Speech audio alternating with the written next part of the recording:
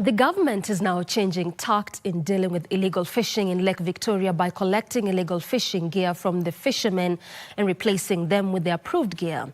Cabinet Secretary for Mining, Blue Economy and Maritime Affairs Hassan Joho says the government will partner with the various beach management units along the shores of Lake Victoria to sensitize the fisherfolk on sustainable fishing practices. Wycliffe Oketch reports. CS Joho was in Homa Bay County Wednesday overseeing the distribution of assorted fishing gear to various beach management units across the Lakeside County, which is set to host this year's Madaraka Day celebrations under the theme Blue Economy and Maritime Affairs. Nimekuja hapa niambie watu na county commissioner yuko hapa. Coordinate the people. Our responsibility is to help them. You know, someone may take it for granted that unaona mvuvi ameenda hapo. Huyu mvuvi anasomesha watoto huyu. Analisha familia yake huyu. Anaangalia afya ya watu wake huyu. So it is the responsibility of the government to help them. That is why we are deliberate on the plans we have for the Lake region.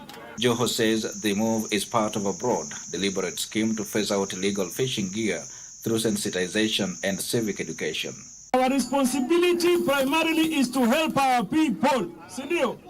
Ndio mimi nataka niseme mimi ndo nasimamia hii bahari. Na niwaambie mtu yoyote, Coast Guard, nani, polisi, mtu ya fisheries, msichukue tu watu kama wanatumia neti mbaya, muwashike, afadhali muniambie tuwatafutie neti nzuri. You understand the challenges that our people face. Kwa hivyo wakati neti inachukuliwa kwa mvuvi, labda anabaki bila chochote. Ile neti mbaya inachomwa. The fisherfolk decried dwindling fish stocks in Lake Victoria, even as they call upon the government agencies enforcing fisheries laws to tighten loose ends. So as beach management units, we are authorized officers. We carry out enforcement together with other officers just to help them understand that what they are doing is wrong. The Blue Economy themed Madaraka Day celebrations in Homa Bay is curtain-raised by a series of activities, including panel discussions aimed at building the capacity of the fisherfolk for sustainable sector growth. For Prime Edition from Homa Bay County, I am Wycliffe Oketch.